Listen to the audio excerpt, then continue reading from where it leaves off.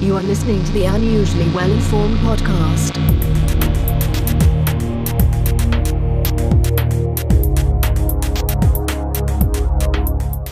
Welcome to the Unusually Well-Informed podcast. I'm your host, Tim Hampton. My unusually well-informed guest today is Tyrenny Anderson.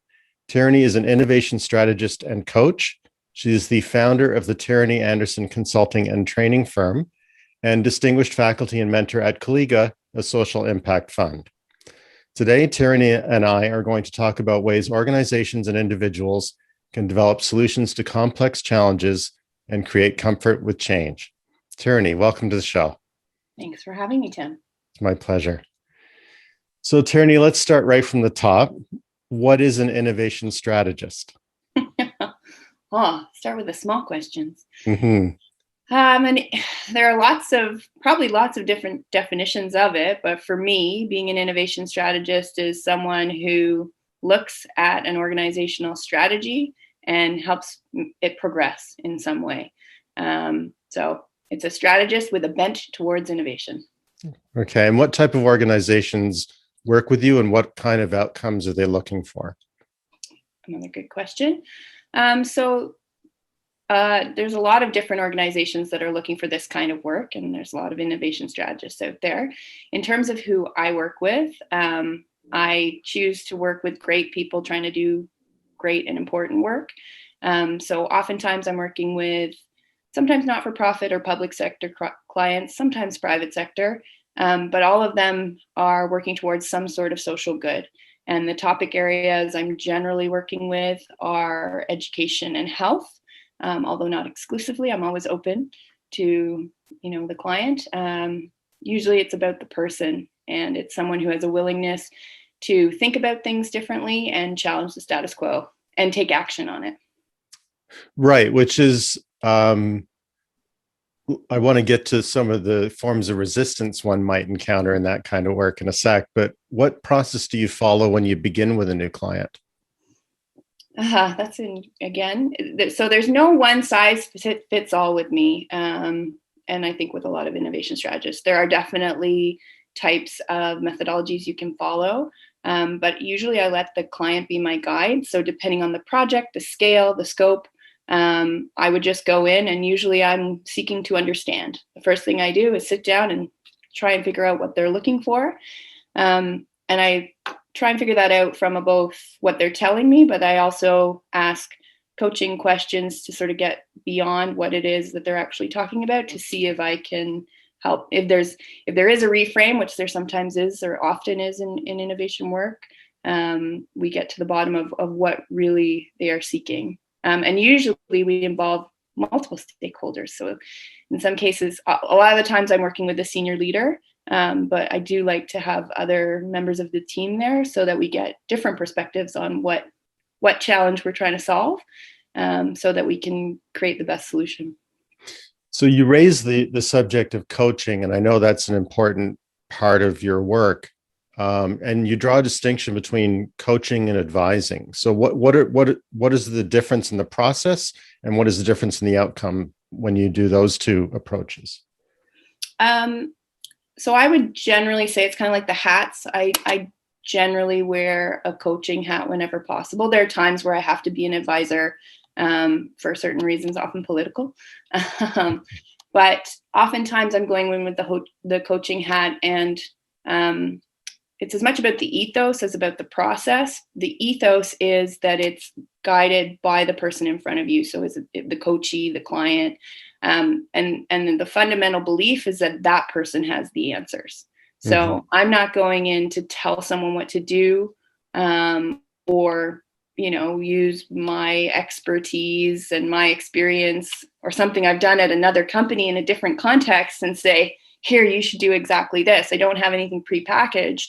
I'm going in to really learn from them and help them get to that point where they can, one, create the solutions themselves, and then therefore be more likely to follow through with those solutions after I'm gone.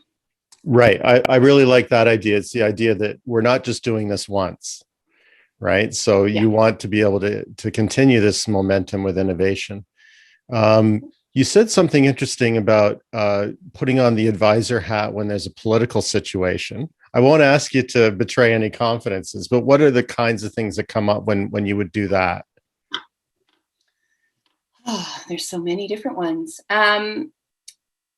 This is a bigger topic, and we can go into it if you want. But right now, especially, and in certain contexts, there is, in my opinion, an overemphasis on expertise. Expertise is easy to sell, especially when people are nervous about change or resistant to change or like to perpetuate the status quo. A lot of people make a lot of good money on expertise being highly valued. That said, sometimes when you're in a room with someone who is maybe not comfortable with the blue sky, if you will, you have to take a stronger position and be an advisor. I'm learning more and more in my career. I think I'm now at a point in my career where I fortunately, I feel very lucky to be selective about clients. And I think you really want to find clients who are, when it's in the innovation space, are open enough to say, I don't know yet. They've got to be comfortable with the unknown. Otherwise, you're never going to create anything new. If you can see it before it gets there, it's not new and it's not innovative. Yeah, that reminds me of the Roger Martin quote where he says the two worst words you can use when innovating are prove it. Yeah, this idea that you have to know in advance exactly how things are going to turn out, I think is really, really hard to overcome. This may be splitting hairs or maybe not, but I'm actually curious what how you distinguish between strategic innovation and strategic transformation. Oh gosh, the words. So I joke a lot about innovation buzzword bingo and how on certain meetings, I feel like people on my Zoom meetings should be able to, do the buzzword. Oh, I got outside the box. Yay. Yeah, exactly. So when I think of it, and you guys, whoever's watching this could probably Google it and there'll be a different version. I think innovation is just anything that's new, right? Coming up with something new. I work with a group called Workplace Innovation Canada, who's doing, and they're an amazing group with some academic background and also people in the private sector. It's a bit of a consortium, and they're looking at research related to innovation, and they've defined innovation as a social process, which I really think is really interesting. So Innovation is people working together to make something better.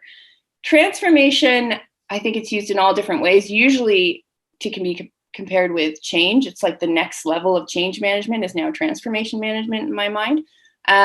When I think of transformation, I think about the individual. So when you think of something transforming, there's something very intrinsic to that in terms of each individual. So whoever's involved in that change, if each of the pieces, i.e. the individuals, are having their own epiphanies and changes and transformations and looking at things with a totally new lens, that would be where I would sort of term them differently. Okay. So the reason the word transformation really creates anxiety in me, because it implies in some ways the opposite to what we often suggest with innovation, which is be iterative as much as possible, right? But a transformation is, well, we're jumping from this cliff to this cliff and there's no going back. There's no steps in between. That's how it sounds to me. And maybe I'm reading it wrong. Maybe there's ways to make it so that we can innovate on the way to, strategic transformation. So this is so interesting, and this is why words are so fun, right? Because we can Google the newest thinking around any of these words, but we're all going to have our unique interpretations. So there's no time limit with transformation. I'll blame that one on the baby. There's no time limit. So one of the things you said is we've changed so much we couldn't go back. I think that's a good thing in a lot of cases. It depends where you are. But on the flip side of that, myself as an innovation strategist, I fear the backsliding, right? Like I fear if you don't go far enough, it's very easy to fall into old habits. And this is the thing about behavior change. Humans are creatures of habit. We like to be comfortable. Never was there a time that, at least in my lifetime, where this has been more apparent during this pandemic. We've seen, and we've all sort of had to learn, whether we were prepared for it or not, how to adapt to significant change.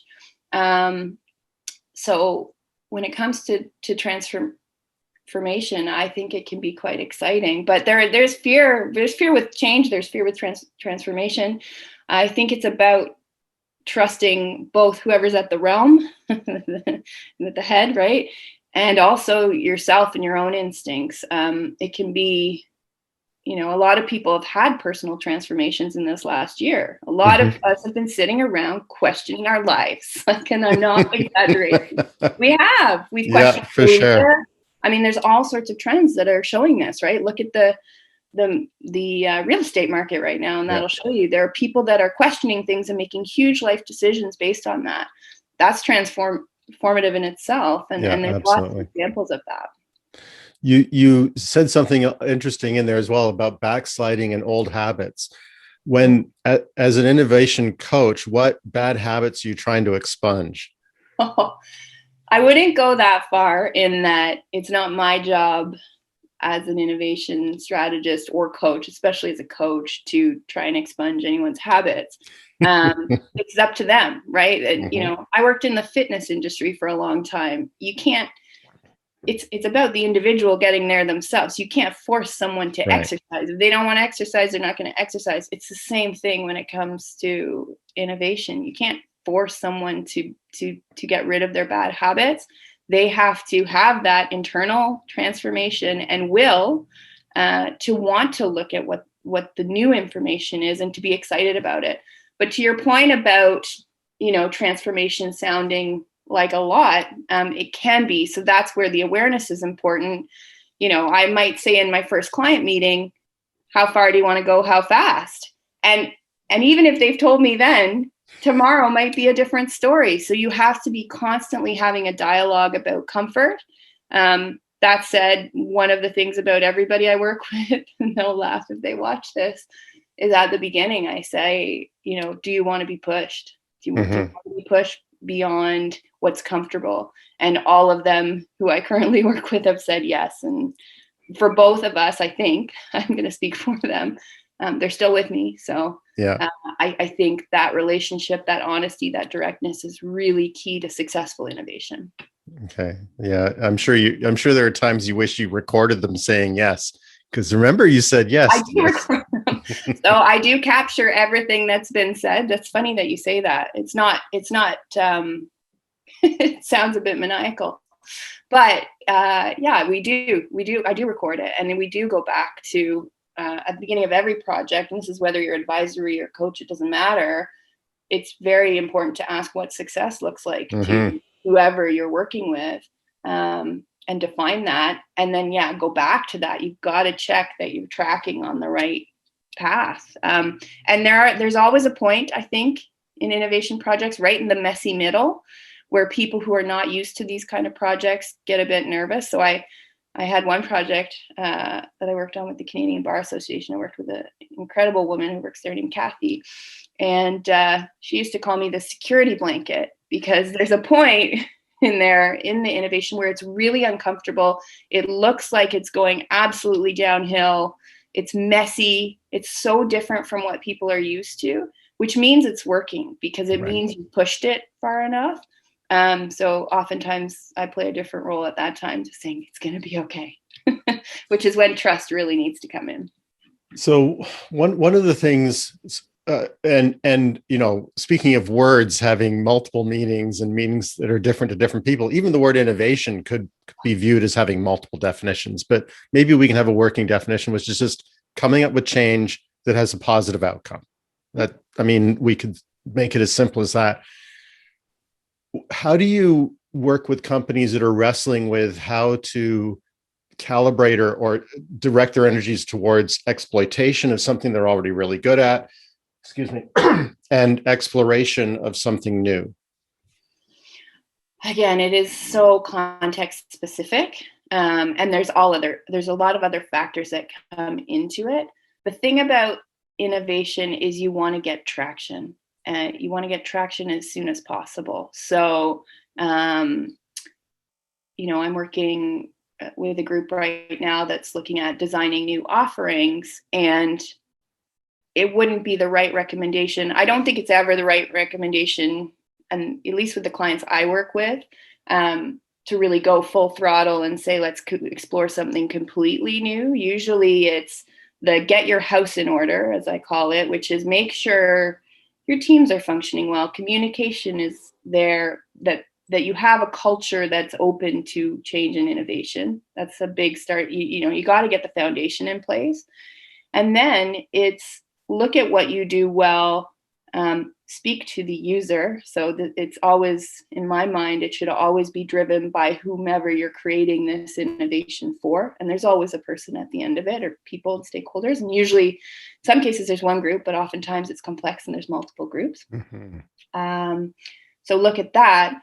And then start to, instead of jumping in and creating something, start to test some of your assumptions. So if you're listening to what might be, something that will really gain traction and that will work and will have an impact, the desired impact, start to test out what might be possible and then get the feedback and iterate. But that can turn transformational pretty quickly. If you do that well and actually stick to it and are patient enough at that messy middle to say, okay, we're exploring something here, it's incredible how fast new offerings can be introduced. I've seen this right now in our healthcare sector. There's some amazing work going on. And, it's not necessarily, it's the small pieces that usually come first. And then a lot of small things make a bigger transformation overall. So, you brought up the idea of checking in with the user early and often, right? So that gets into, I believe it gets into human-centeredness, right? Yeah. This idea that there's a human at the end of everything that you're doing, that there has to be a human outcome. Otherwise, what's the point? And then when you talk about human-centeredness, does that automatically dovetail with design thinking? Like when you're trying to think human-centeredness, do you use the tools embodied in design thinking, or are there multiple approaches you take? So I talk a bit about human-centered design and design thinking and business design, which is what is called the Rotman School of Management, where I first encountered it. I think it's a lot of different words. I actually, my slide is a ball of yarn, of different colored yarn when I talk about this. And what happens is, because it's a group of people who like to iterate, you get an idea or a set of values, which is, I prefer talking about those things that, you have to see who's going to be using this at the end. You need to prototype and test. Those type of, which seems like pretty basic common sense things when you're trying to create something. So even before design existed as this I will say trendy way of solving problems, some of these are just basic ways of solving a problem. You also see them in entrepreneurship as well. You read the Lean Startup. An MVP is very similar to initial prototype. So that these strings are throughout. And I think sometimes the fact that it's been iterated so many times, people will sort of label you as this. So you're an expert in human-centered design. There's a political aspect, right? Well, yeah, I've done it a lot. Mm-hmm. I have a 3-year-old. Am I an expert in parenting? Heck no. So it's yes, I know about something and have used it a lot. But I think what's happening and what I see happening sometimes is we get caught up in what's it called. It's great to have systems. So design thinking has 5 stages. Human-centered design has different theories that they're using and basing it on. So all of these sort of methodologies are good, but I think if more people just understood the basic tenets of them, it would actually get us further. Mm-hmm. Yeah. I mean, certainly I see a continuum between a lot of the techniques in design thinking and lean startup. Like you say, I mean, my attitude to all these different methods is that they were all conceived to, or generally they were conceived to deal with the biggest problem of the day.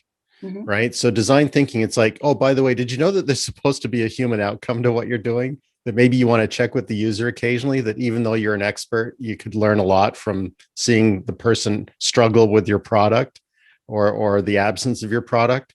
But when I've certainly been very interested in design thinking, and I've talked about it with some people, and I think there's a lot of value to this idea that you really should plug into the user. They really emphasize that, and prototyping. But the question that I was asked that I'd like to get your perspective on is, well, how do I know who my user is? And it comes back to what you were saying earlier, which there could be multiple users, or there could be one group that actually has to interact with what you're creating and another group that has to pay for it. So how do you navigate that complexity? Well, you hope that the organization that you're interacting with knows really well. And if they don't, that in itself is transformative, right? If you've been designing, and I'll give it just a side example here. I've been working with some public sector organizations that are now becoming privatized. So they were accountable to a completely different unit and people. And now we're talking about, okay, and they've always been in some ways client-centric, like they're very great at the jobs they do. But it was always the reporting. It's amazing the way, if you're being asked for something, that's the way you're going to look. So to reframe it and say, okay, if it's always about the person that you're serving and what would they say and getting in more contact with them, you're going to develop much richer solutions. You're going to develop much richer relationships. Everyone working there is going to feel that much more fulfilled, which is a whole other aspect we can look at. So I think starting there and you sit around whoever you need in the room and you talk about, well, who is this for? Why are we doing this? This is a bit of channeling a little bit of Simon Sinek, but it's, why are we doing this?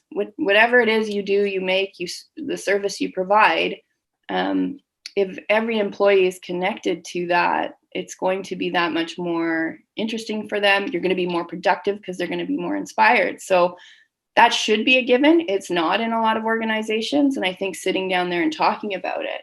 And so I've done a lot of work in healthcare and in education, as I mentioned. So there's going to be multiple stakeholders. So in healthcare projects, we've looked at the patient, and there's been this move towards patient-centered care. And that's really great, but it doesn't end there. So yes, it is about the patient, but you also have the doctors, you have the nurses, you have the administrators, you have orderlies, you have politicians, you have the CEO.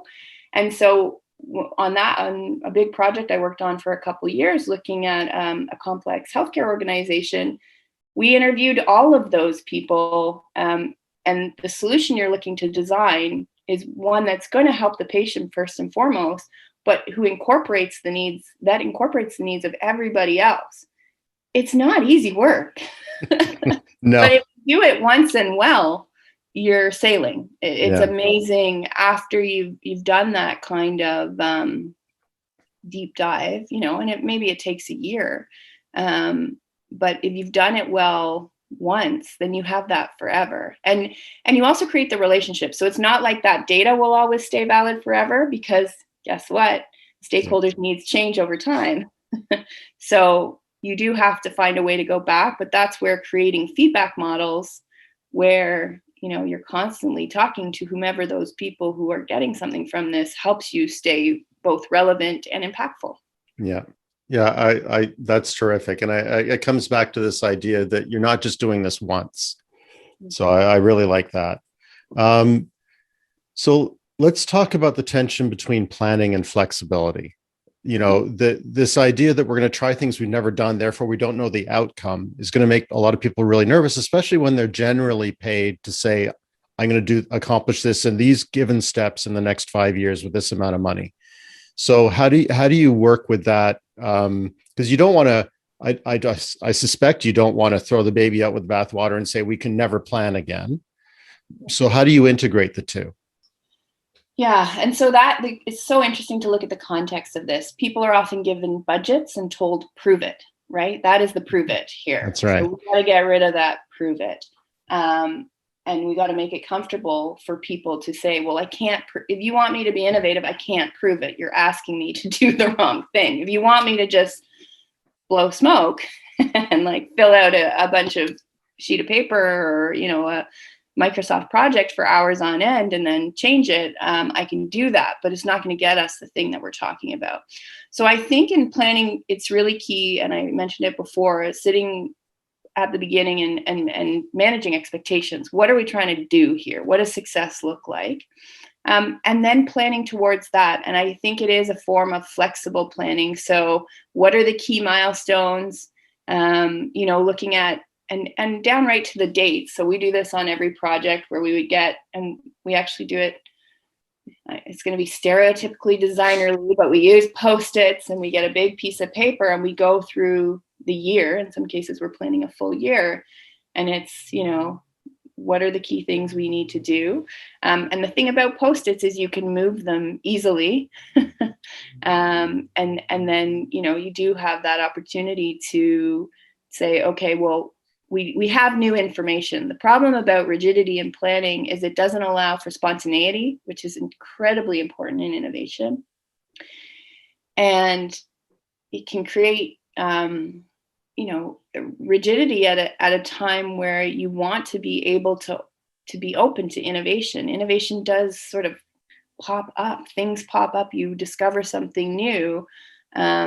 So you want to be able to change your tact, right? It's like the Titanic. I've been in some situations where I've thought we can see the iceberg, but sometimes it's amazing how hard it can be in certain settings to get the ship to move. Yeah.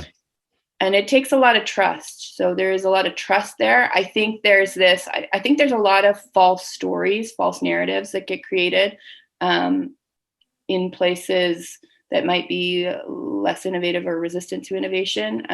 One of them might be, if we don't plan exactly this way, then we're not planning at all. It's not about not planning at all. It's about finding that middle ground that is enough of a plan to be able to get you where you want to go. Mm-hmm. And that can be as detailed or not as is needed. You said something that to me sounded really profound, and I hadn't really thought of it this way before. It may be obvious to everyone else, but the strength of the Post-it note is that you can move it. Mm-hmm. You are putting ink to paper, but you're saying, I can change my mind. Yeah. And I hadn't really thought of that. So yeah, that was a neat observation. Yeah. And a lot of people feel like they can't move things. Like if I talk about individuals and empowering individuals, there's a lot of time where it's set in stone, we can't move it. That said, I do say that with a grain of salt. I would never at a last minute move a session that had human expectations tied to it, because, there's obviously, if you're going to move something, you want to do it well in advance. So you really do have to have a lot of foresight in innovation planning.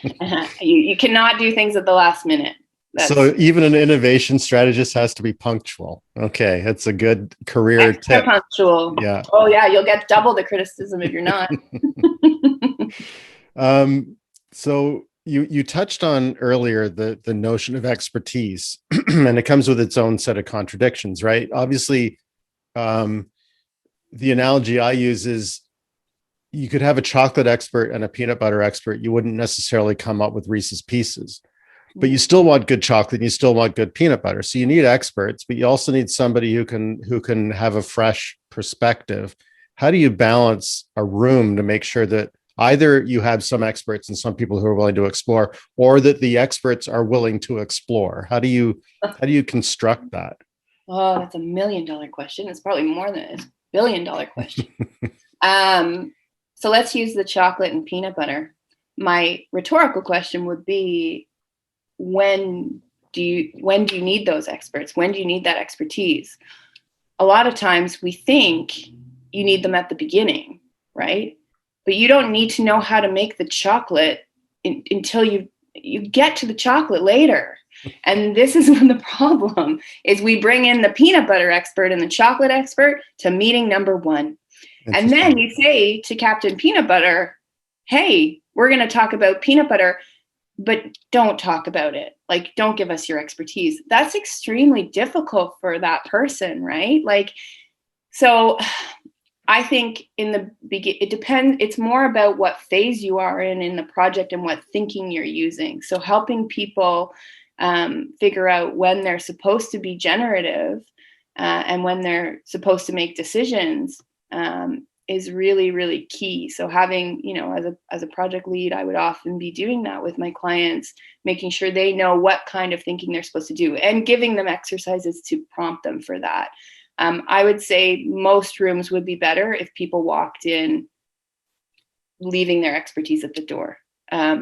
Every room I go into where I'm not spouting off my expertise and I don't feel like I have to, I learn way more. Mm-hmm. Which makes me more competent ultimately, right? Yeah.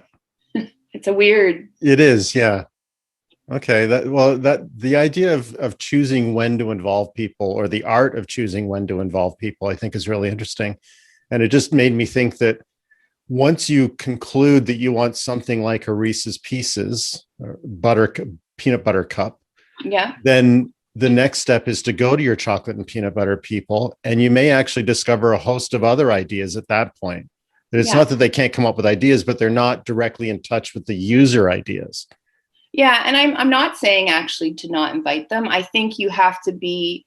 I think it's good to have as many people as you can involved from the beginning, because that's uptake, that's traction, right? If they feel like they've been part of the process, so that's managing your user needs from a team standpoint. So I do external user needs, but it's equally, if not more, actually, say it's more important in some ways to make sure everybody on the team is feeling good and feeling part of it. So I think it's just, if they're going to be involved at all, yes, bring them in. But yeah, you have to just manage expectations and make sure people are given the best possible circumstances to do their best thinking. And we don't do that well here, I would say. We're not great at holding space for the creative. So this I still want to ask this question, even though it's fairly similar to an earlier one about, exploitation and exploration, but it's the balance or the tension between efficiency and effectiveness. And effectiveness, in my mind, is choosing the right things to do, and then effectiveness is doing those things right. And generally, my observation is that organizations that are really that find it hard to change are probably really good at the efficiency part. They probably nailed what they're doing already, and they're reluctant to give up on that efficiency in the pursuit of something new. So here's my counterpoint. Okay. So I completely disagree. Okay. With respect, I'm from an operations management background, so I have I have an abhorrence for two things: the status quo and inefficiency. Those are like my two, from a professional standpoint, my two biggest pet peeves. Like, my husband will laugh because if I go into, actually, I'll give an example. I went, this is a long time ago and is dating me a bit, but I went to an Expos game and it was their $1 hot dog night. And it was just chaos. They had not prepared for the fact that everybody was going to want a hot dog. And I stood in the line. It was one of these 2-hour lines. We're seeing a lot of them right now, sadly, for a much more important reason. And at one point, I just got behind the counter, and the woman was telling me I couldn't, but to help them because they weren't putting the buns out. There were issues in the process, right?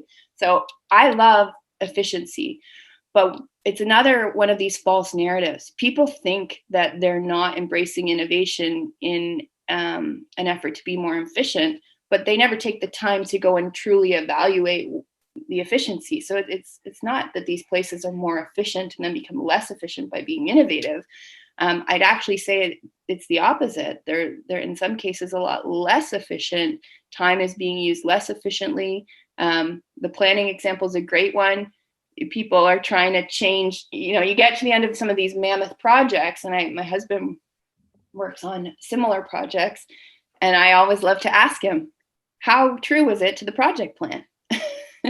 That's a great question, right? And how much time was spent redoing that project plan? So we jump through these hoops just because it's the habitual thing. It's not because it's the efficient way to do things.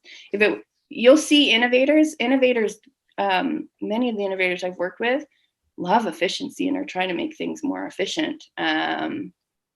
But they're doing it in a way that's different from the habitual. So, okay, let me back up and try again, because I do see what you're saying. It implies then that a company that's not innovation, like we said, is just problem solving. Yeah. And so an organization that is willing to ignore its users' problems is probably willing to ignore its internal problems as well. Right? Yeah. And so you could say that both efficiency and effectiveness could falter. Oh, yeah. And, it's not, ignoring is a really strong word. And one I've been hearing a lot lately is mind share. Ignoring almost seems like a willful choice. I think leaders are swamped, and I think they're leaders in their job, but then they have these lives outside of work, right? I think sometimes they haven't been giving them training or skills to deal with some of these challenges that we've never seen before, wicked problems, if you will. So I don't think it's ignoring, but I think it might be neglecting. And I think, you have to, it seems like it's inefficient. The old narrative will say, oh, well, it's inefficient to go and ask that person on the elevator how they're doing, but some of this stuff can be done really easily. That's the other thing that I shy away from some of these big sort of structures or methodologies, because it seems like a lot of work and it seems complicated. And I hate the word complication. I'm all about simplicity. It's one of my design criteria. So sometimes it's just paying attention to humans. Like, sure, call it human-centered design, but maybe it's just caring about people. Sure. And this last year, you can see it. People are realizing we need to do more of this. We just need to care about people more. Even outside, people are saying hello. They're saying, how are you? That goes a long way. And you can learn a lot from that, that you can then apply to whatever it is you're trying to solve. So let's switch gears now a little bit and talk about the term entrepreneur. Do you like that term? Do you think it's a useful term, or do you think it's, let's start with that. Do you think it's a useful term? And if so, what does it mean? I really am that student who always answers, it depends. I've realized this. It's as useful as you want to make it in different contexts. So I understand why it exists. Entrepreneurship is well understood, I think, sort of on a surface level, maybe. So I think it's an easy association for people to say, okay, these are the entrepreneurs within an organization. So yeah, I don't mind it. There's some cool work that was done on it in the 80s. It's been around for a while. Sure. That term. I'm sure it's in the dictionary now. But the reason I ask is that, as you point out, we all have an intuitive sense of what an entrepreneur is because we see them being celebrated in the media. We see sort of reality shows involving entrepreneurship. It's come up with some great mousetrap, and you make lots of money. It's a really easy narrative to follow, right? And I think that whereas most of us, by definition, work in large organizations. They're large because they have lots of people in them, right? And so many of us who have those entrepreneurial impulses are wondering how to achieve them in a large organization. So what kind of coaching can you offer people in that situation who find themselves in it, maybe rightly or wrongly, feel like they can't act on those impulses where they work? So there's two pieces to that. And this is from some of the research that's been done through Workplace Innovation Canada. There's the context, so there's the setting. So you have to create an organizational setting that is open to entrepreneurial thinking. creative thinking, you call it whatever you want, innovation. So that has to be present. Otherwise, and you see this in pockets, right? This is why there are pockets of innovation within organizations, but maybe the whole organization itself isn't moving that progressively. So you have to have that in order to really get things to move. And then for the individual, there's all sorts of key characteristics of that individual, characteristics, skills, and some knowledge, although it's less knowledge-based. It's a lot more character-based, which is interesting. So my advice, I'm going to put my advisory hat on. I don't know. I feel like right now in this reality, now is the time. Like there has never been a more important time for innovation and entrepreneurs. Our organizations aren't great. Our systems aren't great. Like we need to be a bit more critical, and it's not critical in the sense of talking in back rooms about it, because that's just gossip. That doesn't do anything. It's respectfully critical, saying, you know, this isn't ideal, and I think we can make it better, and here's how. I think this is where it's hard, because depending on the context, you really have to have your ducks in a row. So the joke you made about having to be on time if you're an innovation strategist, and I joked, no, you have to be like 2 hours early. It's not entirely a joke. You have to be more buttoned down because you're going to face more criticism. And that's natural. It's because people are uncomfortable with change. They fear change. And the point I said before, a lot of people earn their livings. Their whole livelihood is based on a system that isn't great. So to disrupt that system, that can be scary for people. That's their work. That's their life.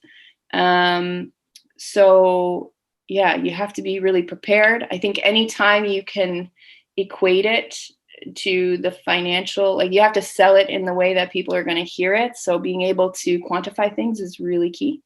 Now, again, it's just estimates and guess, as are all budgets. This is the funny thing, is you do it in innovation work and it's like, well, that sounds wild, but every budget is just a guess. Sure. So I think it's making sure that you're going in as prepared as possible. You do have to have thick skin, because you will get critiqued. And I will say, there's I'm sure data on this. Maybe there'd be a good study, but if you're a woman, and if you have other factors against you, that might lead to more critique. So, And then on the flip side, if you're leading, open the door, send the elevator down, that kind of thing. If for people who are in positions of power, who are interested in transforming things, maybe they want to leave a legacy, maybe they want to, shake things up, maybe they're just not comfortable with the status quo. Make sure you're making way for people to do that. So, it is entirely possible that a project in which I am paid highly at the beginning and paid highly at the end is successful. Never mind what else happened. So long as I keep my good job, everything's fine. So you talked about what leaders can do to allow innovation in a company or an organization. Some of it has to be reward structure, right? It has to be how we reward people for doing what they do. How do you advise organizations on that, or coach organizations on that, or how do you see them wrestling with it, I guess? That's so interesting. I think it really depends on the individuals in the team. And again, the context. So I'm someone, I'm now an entrepreneur. So, everything I do directly results in money for me. And it's very easy to see the difference. Sure. For a lot of people, they don't see that. Compensation structures like that, where you would reward someone. I don't know. I think again, it depends on the organization. My idealistic lens thinks you shouldn't need that. I think things might start to be less about money these days. There's definitely an interesting counterculture right now about materialism and money. And again, I'm not saying, we're all going to quit our jobs. I know that is a luxury position, but in the original writing about entrepreneurs, it was, you have to be ready to quit if it doesn't go. Like, that was how steadfast he was in his thinking, the author, saying, you've got to be able to take risks. I know that's a luxury position, but to get true innovation, I think we have to be willing to walk away from things that aren't right. And I think the money will come. If you're being innovative, the money will come. That's the interesting thing, right? But it's a scary leap. So we touched we touched on the idea of entrepreneurs, and there are some really famous ones. You've got your Jeff Bezos and your Elon Musk and your Steve Jobs, these people who I think undeniably have accomplished a lot, but maybe we don't agree with their methods. But nevertheless, here we have these examples of people who've accomplished a lot, and the temptation is to copy their methods. Is that a good idea, or is it entirely circumstantial? How do you deal with people who say, I want to be the Elon Musk in my branch of government? And you're like, well, maybe that won't work so well. Yeah, I'd have a big coaching conversation about that one. So it's interesting. I think this is, again, what we define, and this is a bigger question, but how we define success, right? So those three white men have a lot in common. Both, and even of where they were, and we know about them because they've made a lot of money from innovating. I don't think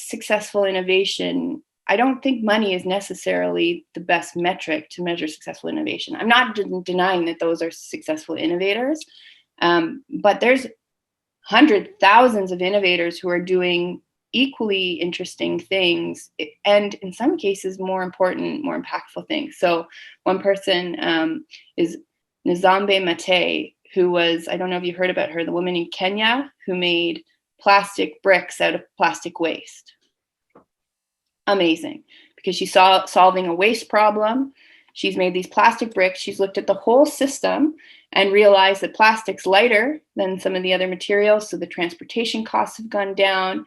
Like, to me, that's what we should be holding up as innovation, is people like that. But the reason we have to question why we hold people up for things, and usually it's for making a ton of money. Right. Well, we've seen this in the past year, and I usually don't say this person's name, but like, we had Trump in power. Like, why are we holding up these people just for making a lot of money? You can make a lot of money, as Elon Musk has shown us, selling flamethrowers. He did it kind of as a joking experiment, where it's not technically a flamethrower, so he got around that. It's very subversive. It's common amongst entrepreneurs. So I think we need to look more for the innovators on the ground, not the ones that are in our news feed. And I will say, I know you do respect the work of Elon Musk, so I looked him up. I know about him, but I don't, to be honest, I'm not that interested in him. But I looked him up this week, and now everything in my news feed is Elon. I can't get him. He's everywhere. Oh, you Googled him once. That's it. I know. So there's something really interesting, and this is so much about the times right now, right? The way we consume information is really dictating our thinking. So you have to be very you have to be intentional about looking for other examples. I have another one. Lorenda Lee Redder is a local entrepreneur in Toronto, where we happen to be in Toronto, who runs the Kind Karma company. And she started a company she has at-risk youth on the streets of Toronto making jewelry. And it is a cool company. She works out of Ryerson Social Venture Zone. It is a cool company. It's a cool idea. She's a phenomenal individual. And she's doing good, impactful work. I think there's so many examples of people like that. And the question, I think, is how do we empower those people? And right from when they're kids, to be honest. I think it's, the Ilanas and Elons that are in the daycare right now or at home with their parents. How do we help them, follow through with these big audacious ideas and make them turn into something? So coming back to organizations, certainly when I look at innovation, I'm really looking at experimentation and trying to divine what produces value and what doesn't. And so you're constantly producing these hypotheses, testing them, and then some you set aside and some you pursue. How do you see organizations effectively organizing the information that's produced from doing all this stuff? Because what I'm afraid of is that you're going to have pockets within an institution or an organization trying the same experiments over and over again and not realizing that we already tried that. Yeah. I know that we've already tried that is also sometimes crushing innovation, but if you tried it recently under the same circumstances and it didn't work, maybe you move on to a different idea. It's a culture of building, right? It's building on and becoming a more of a learning organization. So I think, again, depending on the size of the organization, there's going to be different ways to do this, but knowledge management and being sure you have all the lessons learned, the most pertinent. So it has to be synthesized and it has to be accessible. So to design your information sharing in a way that is user-centered would be key. And different organizations do different things. Some of them have a portal. If it's a small organization, you might have a room that has, past innovation projects, key learnings. Like, I don't think you need all the details. And this is, I think, where we see people go wrong, right? They'll look back at a project and they'll spend too much time in the past saying, well, what exactly went wrong there, as opposed to, okay, what are the 3 key things I need to know to guide me going forward? And more importantly, what question are we trying to answer? Is it the same question? Is it a different question? Why is it slightly different, right? Every time you should get closer to what you're doing. And if you're not, then either the information sharing isn't going wrong or you're not doing something in that knowledge management process. So the other thing that occurs to me is for it to work, you really have to be willing to expose the times when things went wrong. And that's not always the culture either. And as you look into innovation in general, it is often about celebrating failure, but we have a really fraught relationship with failure. We celebrate failure in order to realize what failure is, in order to avoid it in the future. Like, it's almost a contradiction in itself. How do you frame failure in the work you do? Yeah, I've heard all different thinking around this. I think as an innovator, and I've seen this learning more about Elon Musk this week, you have to be prepared to be wrong. And I don't know if you've ever watched Sir Ken Robinson. He does one of my favorite TED Talks of all time on. Yeah, I have seen that. Yeah, do schools kill creativity, right? And part of it is he talks about, this preparedness to be wrong. So yeah, failure is, again, one of those buzzwords that's gone out there. It's like fail fast, fail often, and that's break the things. Extreme. Yeah, that's the extreme. So this is why I think we have to be so careful with our language, because if you go somewhere where that seems so out there, it can be too scary. And, people I'm dealing with some public sector clients right now. They have taxpayers' dollars that they don't want to go and waste. They've been used to running things so tightly that every little bit of money is important because it helps the clients they're serving with health concerns, right? So it's a bit of a reframe about investment in innovation. So seeing, and I like the words testing, learning, learning is the key thing. So right now I'm working with a group that's testing offerings. It's not so much about failure because we're testing it in the market. So there are patients and clients involved.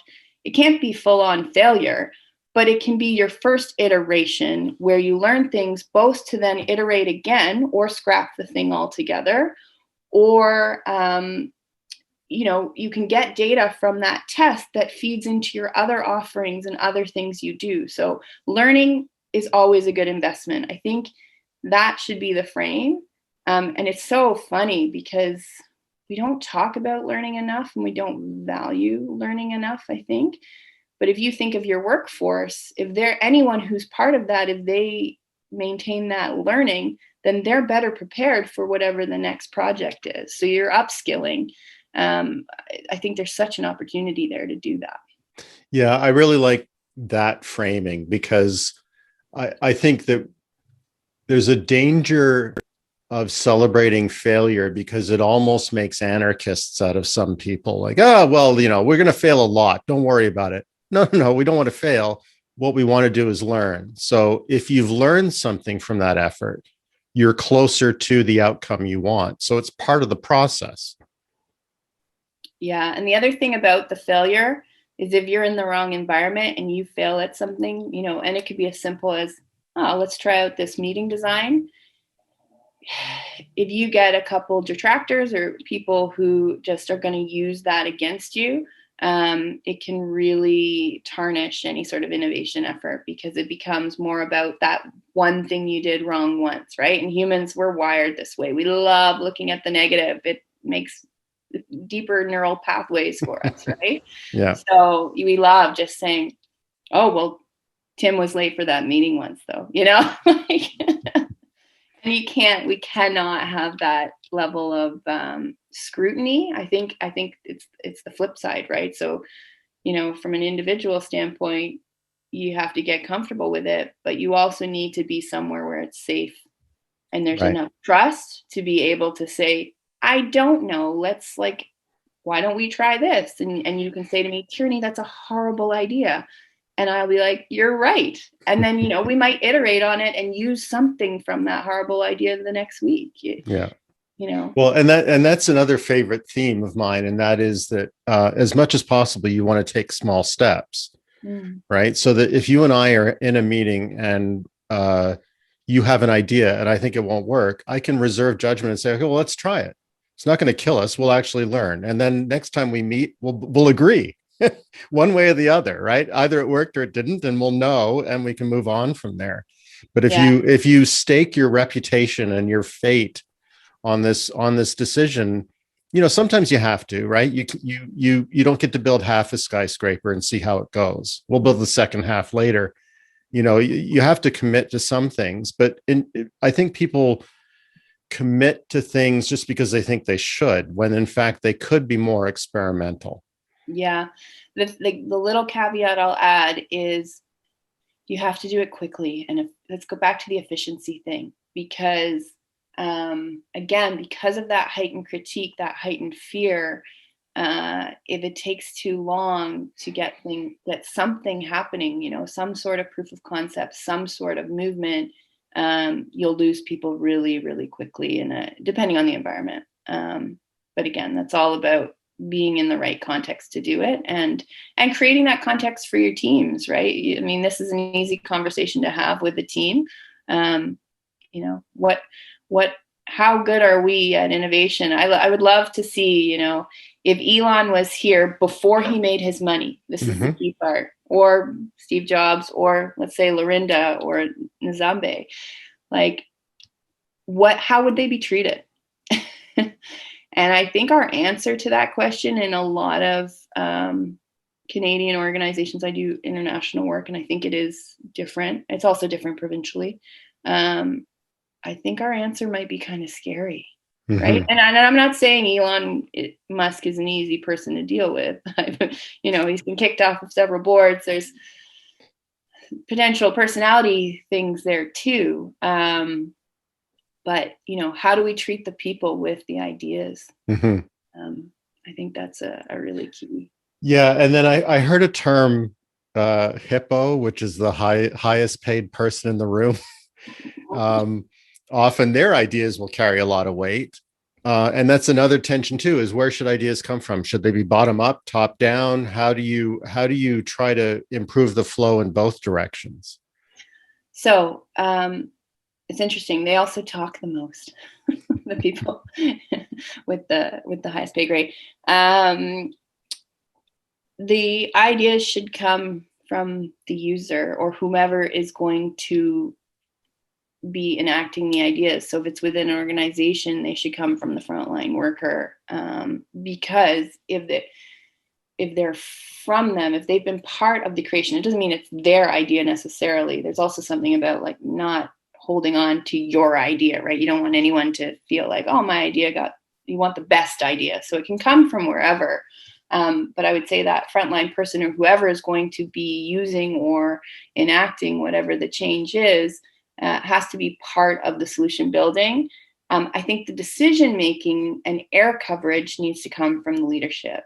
Mm-hmm. So I'll do air coverage first because it's something that's been really interesting to me in my career. You have to have a senior person who's willing, in especially big organizations, who's willing to say, this is going to feel uncomfortable. They have to be courageous enough to do things differently and to shake things up a little bit. And that's air coverage. So if you have an innovation team and things do look like they're spiraling, which they always do, you have to have someone who's comfortable and confident enough to say, yep, this is part of the process, and to not waver. So that's one piece. Decision making, sometimes I'm all about people and pleasing people, but I also understand you can't please everyone. You never can. And I think in some contexts, it is sort of the squeaky wheel gets the grease. And we overrepresent data from louder individuals. So it really is about ensuring that you're being decisive and again, staying the course, and you have to set a timeline. Is it 2 months? Is it a year? What's the investment and what's it worth to you if that transformation comes out at the end? It was really interesting. I'm using COVID as a case study. It's a great, sadly, I know there's terrible things about it, many, many things, and I wouldn't have wished it to happen. That said, now that it's happened, it's a case study in innovation. What more decisiveness do you need than you all have to stay home? I mean, there's some great, there's a meme that I love right now that is, who led your digital transformation? I've seen that one. CIO, COVID-19, right? And it's like, it shouldn't take a pandemic to force our hands to take big and bold action, but it did in a lot of cases. So maybe in the future, this might be something that allows people in leadership positions to say, what have I got to lose? And maybe not look too long at that. maybe downplay some of the things they do have to lose. Ego is usually the biggest one. I might look like I made a bad decision versus what do I have to gain, which is I could redesign this organization so that people working here feel like it's fair. They feel engaged. They're helping the user at the end of the day. I mean, the upside is huge. Yeah, absolutely. And one of the interesting things about everybody working from home is that motivation is the only way to get the best out of people, which has always been true, although we always had the impression that at least we can see you working. And now it's different. And so it's sort of, one of the themes I wanted to pick up with you was emotional intelligence, and it's how we relate to one another, and it's going to have a huge impact on things like safety and people's willingness to really contribute and respond to the the deliberate reward structure, as opposed to this, I get away with stuff, I don't have to do so much, at least to keep my job, that kind of thing. So where do you approach emotional intelligence in your work? It's completely and utterly embedded. And it's been something that's always been important to me. It's something I work at and value and am constantly working at and valuing. I would say it is the unique factor. I would attribute it to my career success, I would also say it's the unique factor in the innovation work I do and in the teaching I do. So I teach an essential innovation skills course, which is a lot about emotional intelligence. You can't be innovative if you don't have the awareness to observe and listen from the get-go. Like, those are two precursors. But a lot of people have never been trained on those things. I was fortunate in my 20s. I had a management role and I got trained on some of this and that. So, we need to invest money and time in these things that make a difference. Because, and this is the WinCan definition of innovation, is that it's a social process. It's right. It involves humans and is dependent upon humans believing in it and taking it up. Therefore, you need to be good with humans. So I don't think there's anything more important than emotional intelligence. And that doesn't mean that some innovators don't make it without it. But I think it's more efficient when you have those skills built at the beginning. And I think there's a huge lack and lots of areas for improvement for everybody to work on it and have more time to do so. So go back to younger Tyrenny and tell her what you learned briefly in the emotional intelligence training. What were the light bulbs that went off for you? Oh gosh. So I did, I've done a few, but one of them was, you get, it was the EQ edge, and you get, you do a survey and it answers all of your, where you have strengths and where you don't. The one for me, and I should go back and read it. But at that time I had really, this was, 20 years ago. Was it that long? Yeah, almost 20 years ago. I had really high empathy. So I think for me, but I never knew that. It never had been called that. I didn't understand what empathy really was. But I could walk into the room, and if someone had recently had a fight with their family member, I could feel it, right? Like, I'm very emotionally intuitive.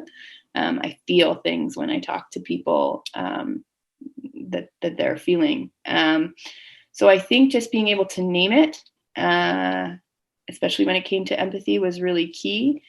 And then just to learn about what it actually is and how it is this seeing things. It's not sympathy. It's not feeling for people. It's being able to really step into their shoes and see it from their perspective.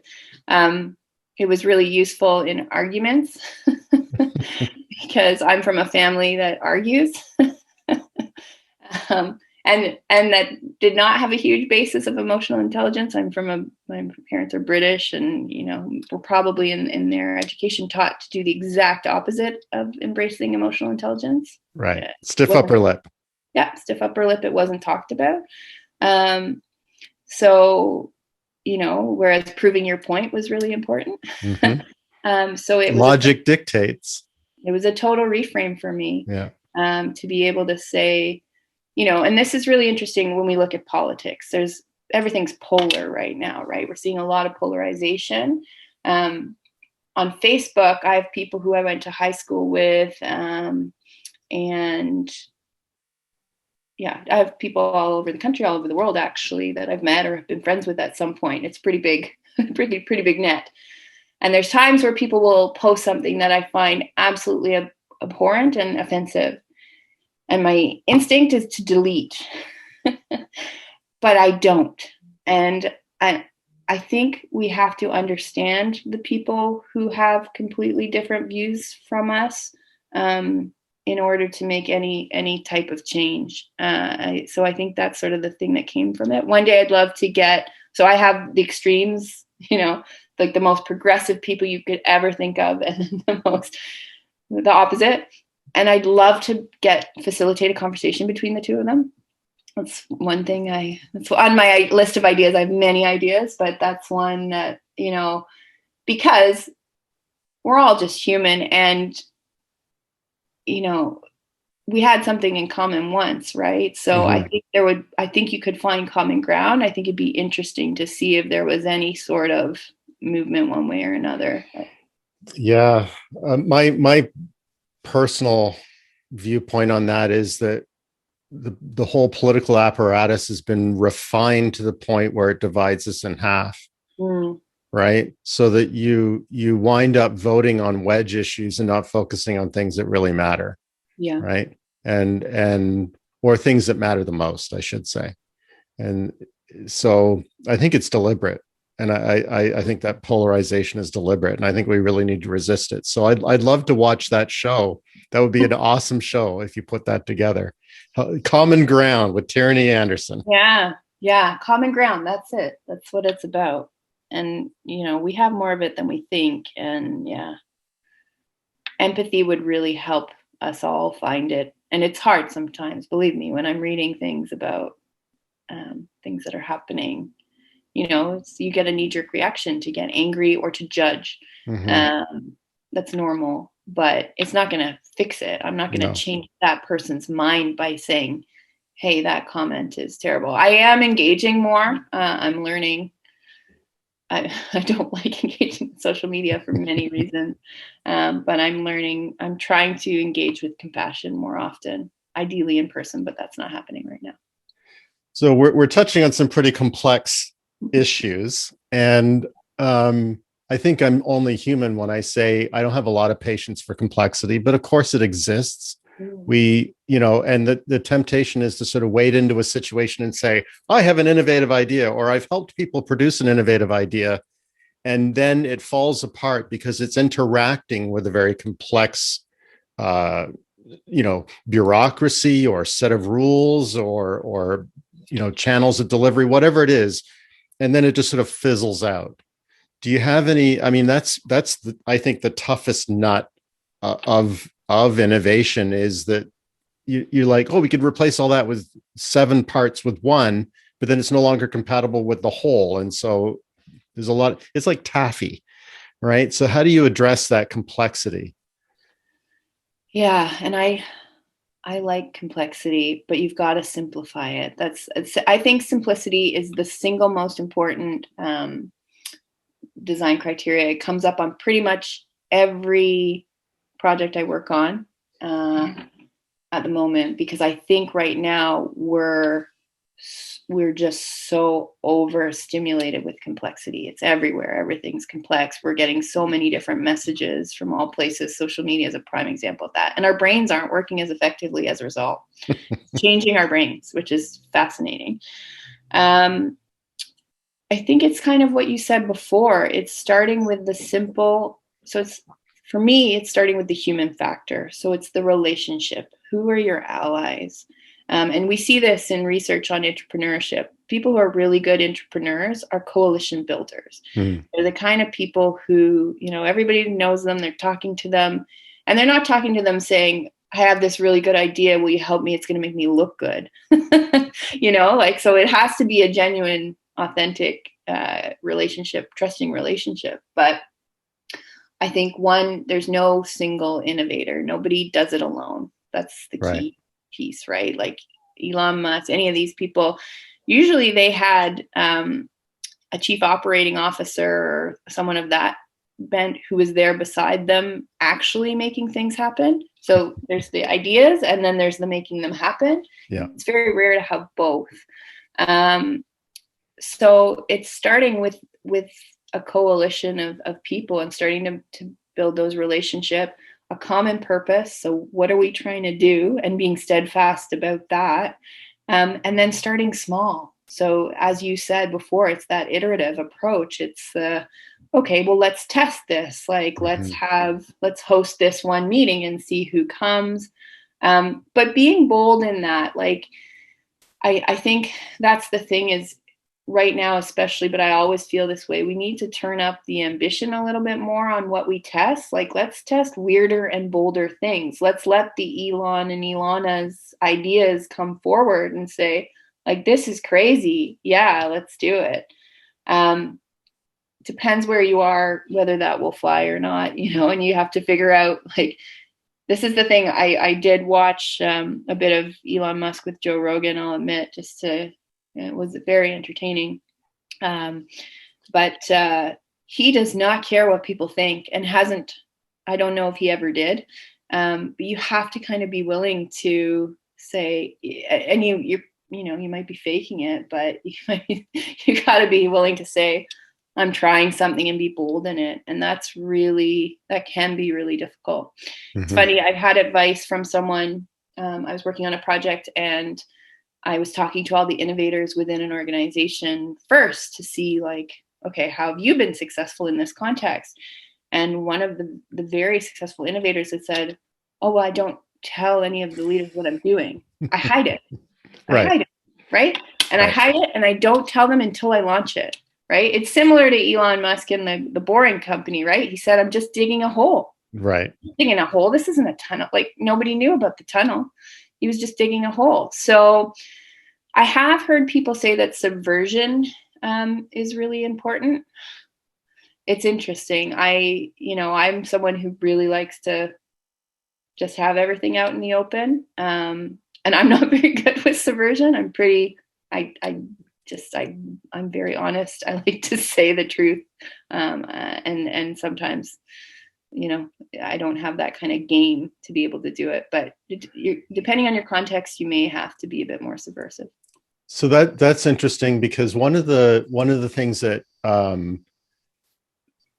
when you look at Steve Jobs or Elon Musk or Jeff Bezos, one thing they've done very well in their organizations is declare a mission. Mm-hmm. And so you don't have to be subversive if you're contributing to that mission. Like you that's kind of like the one element of air cover. Like Elon Musk will say, everybody in SpaceX is the head engineer. Like, you all have to be thinking about how this will affect the whole. Yeah. And I think that takes some of the sting out of the fact that in Elon Musk's company, everybody's being whipsawed. We're going to use carbon fiber. No, we're going to use steel. No, we're going to use this engine. No, we're going to use this fuel. It keeps changing. And if you're the person who was working on carbon fiber and suddenly you're not using it anymore, that could feel like a failure. Yeah. Right. But the air cover there is the mission. It turns out that the mission is better served by doing this.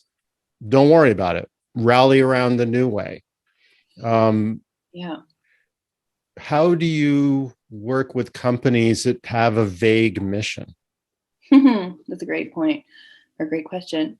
I just want to respond to your other point, and then I will answer that. It's a bit of the collective versus the individual, right? Which can be really scary. And we're seeing that play out right now. Things are very individualistic. And in times of strife, we tend to be more selfish, right? It's protection coming in. So that's like a key sort of, again, context setting that it's important to keep in mind. In terms of going into an organization, I think it really, again, depends on context and making sure you know what is needed and what everybody is looking for in terms of working towards that mission. So what I see, the response I see sometimes to this is, okay, we need a meeting. And everybody loves meetings right now. Don't even get me started on meetings. We need a meeting, and we're going to come up with this mission. And the mission has to be legitimate and bought into. So yes, you need a mission. I would call it a strategy. And in some places, because I'm a strategist, like first and foremost, I'm a strategist. So the first question I have is, what are you trying to do? Mm-hmm. Right? That's your strategy question.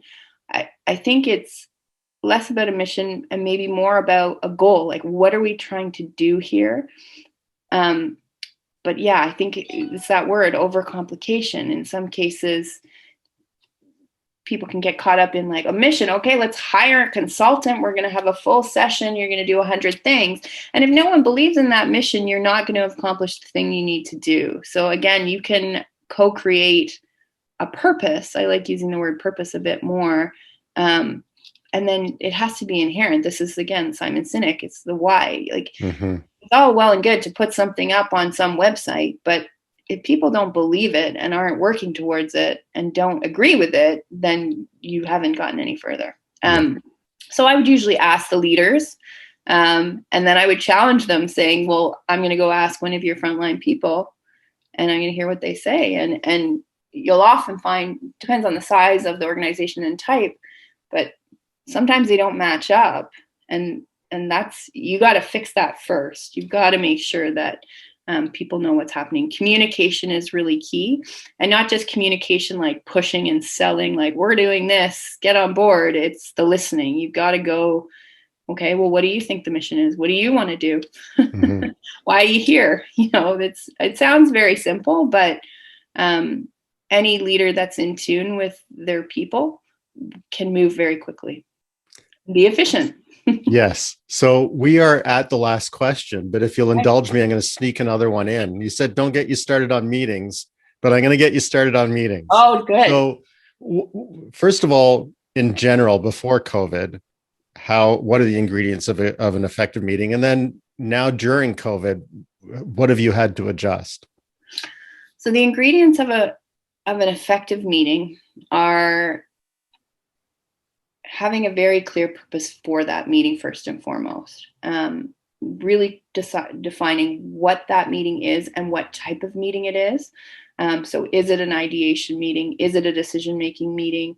Is it a make people feel good meeting? Like we're just doing this for team building.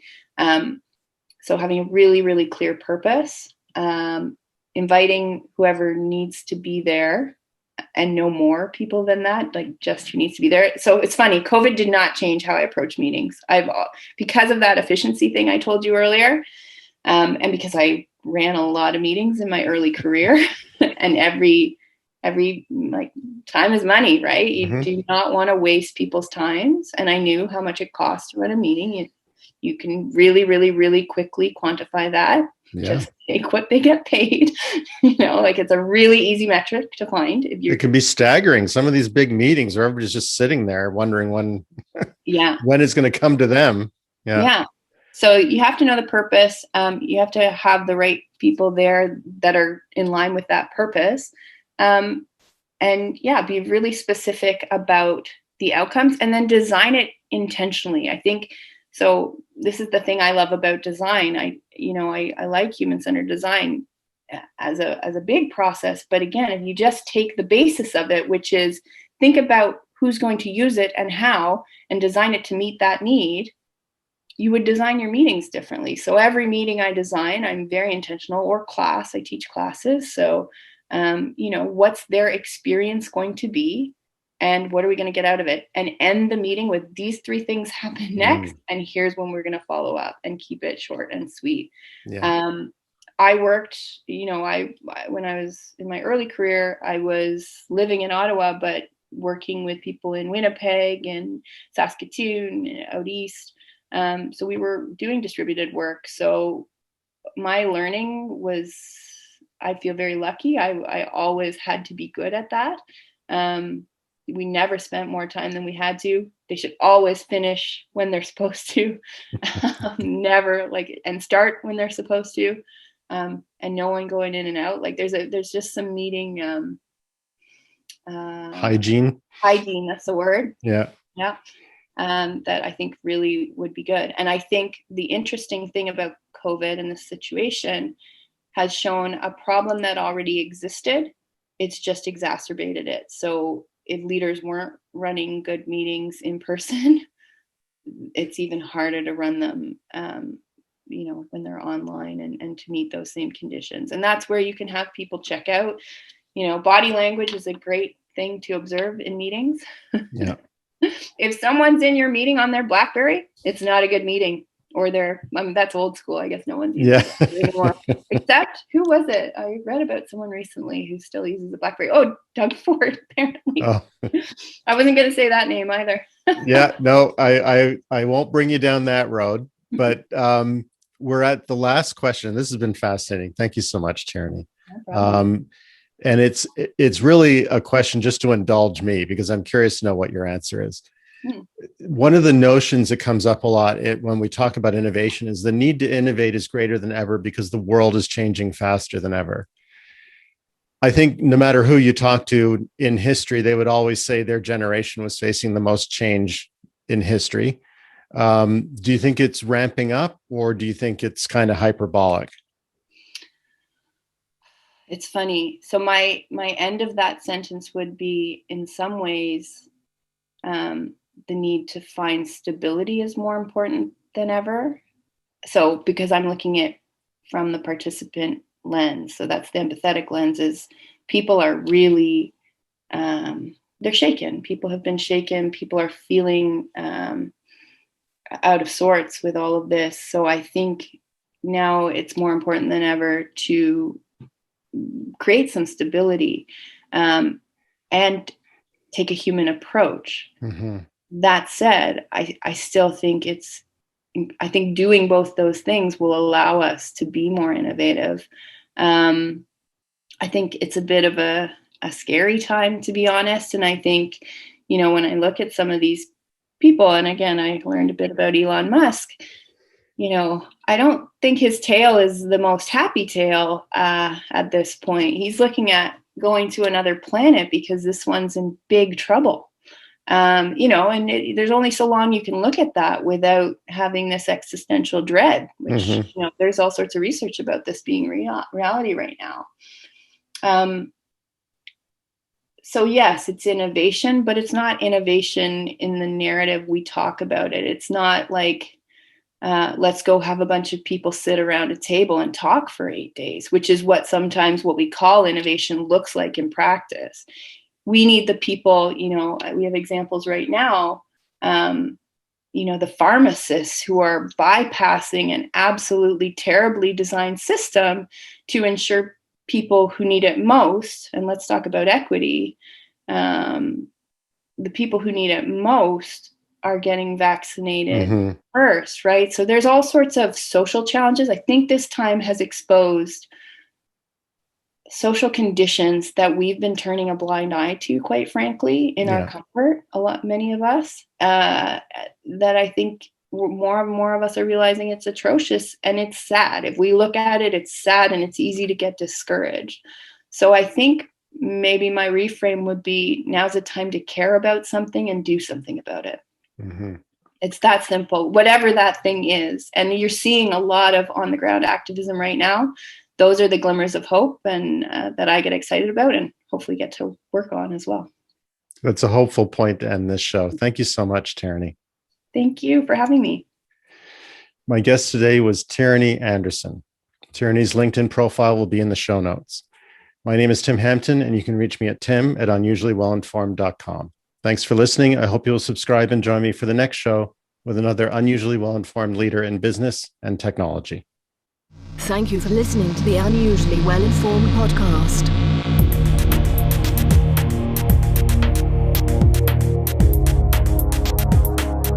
The opinions expressed by the host and guests on the Unusually Well-Informed podcast are their own and do not reflect that of their employer or any other affiliation.